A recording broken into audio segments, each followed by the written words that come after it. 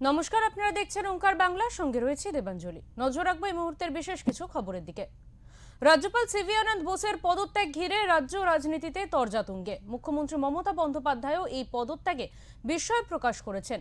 Social মিডিয়ায় তিনি লিখেছেন, এই পরিস্থিতিতে যেভাবে রাজ্য সরকারকে না জানিয়ে রাজ্যপাল চাপিয়ে দেওয়া হলো তা অসাংবিধানিক এবং যুক্তরাষ্ট্রীয় কাঠামোর পরিপন্থী। এই ইস্যুতে তৃণমূল ও বিজেপির পক্ষ থেকে প্রতিক্রিয়া মিলেছে।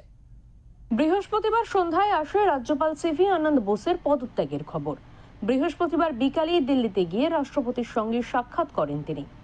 রাষ্ট্রপতির কাছে পদত্যাগপত্র জমা দিয়েছে আনন্দ বোস। মেয়াদ শেষ হবার আগেই পদত্যাগ করেছেন রাজ্যপাল।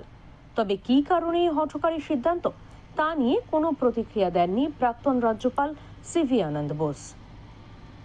জানা যাচ্ছে, অস্থায়ীভাবে রাজ্যপাল পদে আসীন হয়েছেন RN রবি। তবে কেন্দ্রের এই সিদ্ধান্তে ক্ষুব্ধ প্রতিক্রিয়া দিয়েছেন রাজ্যের মুখ্যমন্ত্রী। তিনি এক্সে লিখেছেন, কেন্দ্রীয় স্বরাষ্ট্রমন্ত্রী আমাকে জানিয়েছেন যে শ্রী RN রবিকে পশ্চিমবঙ্গের রাজ্যপাল হিসেবে নিযুক্ত করা হচ্ছে। তিনি এই বিষয়ে প্রতিষ্ঠিত রীতি অনুসারে কখনো আমার সঙ্গে পরামর্শ করেননি। এই ধরনের কর্মকাণ্ড ভারতের সংবিধানের চেতনাকে ক্ষুণ্ণ করে এবং আমাদের যুক্তরাষ্ট্রীয় কাঠামোর উপর আঘাত হানে। কেন্দ্রকে অবশ্যই যুক্তরাষ্ট্রীয়তার নীতিগুলিকে সম্মান করতে হবে এবং গণতান্ত্রিক রীতিনীতি এবং রাজ্যগুলির মর্যাদা ক্ষুণ্ণ করে এমন একতরফা সিদ্ধান্ত নেওয়া থেকে বিরত থাকতে হবে।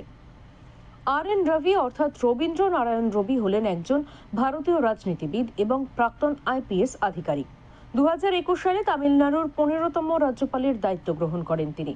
ইতিপূর্বে নাগাল্যান্ড এবং মেঘালয়ের রাজ্যপাল হিসাবেও দায়িত্ব পালন করেছেন। বিধানসভা নির্বাচনের আগে হঠাৎ করে রাজ্যপালের পদত্যাগ এবং অস্থায়ীভাবে তামিলনাড়ুর রাজ্যপালের ক্ষমতা গ্রহণ নতুন কী রাজনৈতিক সমীকরণ তৈরি করে, সেটাই এখন দেখার। ব্যুরো রিপোর্ট, ওঙ্কার বাংলা।